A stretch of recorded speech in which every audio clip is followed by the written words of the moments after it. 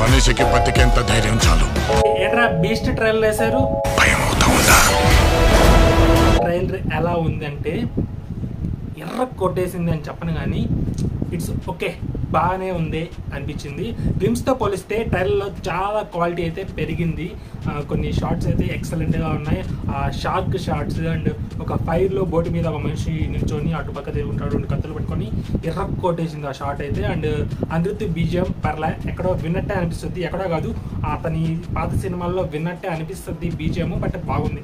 And next trailer మధ్యలో నుంచి కొంచెం ఒక స్టైలిష్ హాలీవుడ్ రేంజ్ స్టైలిష్ కొంచెం గ్రాండియర్ మ్యూజిక్ వస్తుంది, అక్కడి నుంచి కొంచెం బాగుంది మ్యూజిక్ కూడా.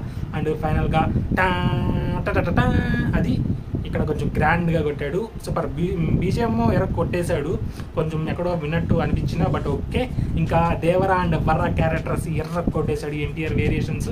అండ్ పెద్ద దేవరా బాడీ లాంగ్వేజ్ ఎలా ఉంటుంది, చిన్న దేవరా బాడీ లాంగ్వేజ్ ఎలా ఉంటుంది, కొంచెం వేరియేషన్స్ పర్ఫెక్ట్గా చూపించేశాడు. ఇద్దరు ఒకేలాగా ఉన్నారేంటి అని చెప్పకుండా ఓవరాల్గా దేవరా ట్రైలర్ అయితే ఎర్ర కొట్టేసిందని కాదు కానీ బాగుంది.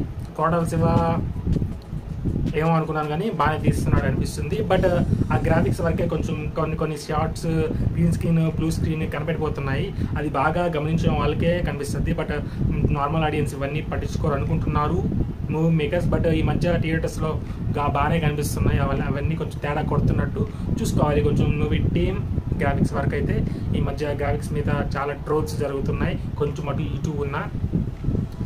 ఓవరాల్గా స్టోరీ అయితే రివీల్ చేశాడు, మొత్తం రివెంజ్ డ్రామా అని అర్థమైపోయింది జనాలకి. అండ్ నార్మల్ పీపుల్ కూడా అర్థమైపోద్ది ట్రైలర్ చూస్తే.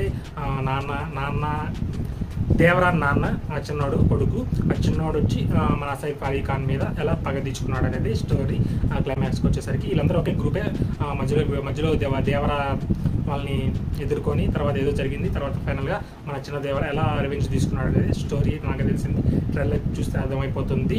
ఇంకా దానికి సెకండ్ పార్ట్ అంటే కష్టమే, బట్ చూద్దాం ఎలాగా ఉంటుంది. సినిమా చూడకుండా ఏది డిసైడ్ అవ్వకూడదు మనమైతే.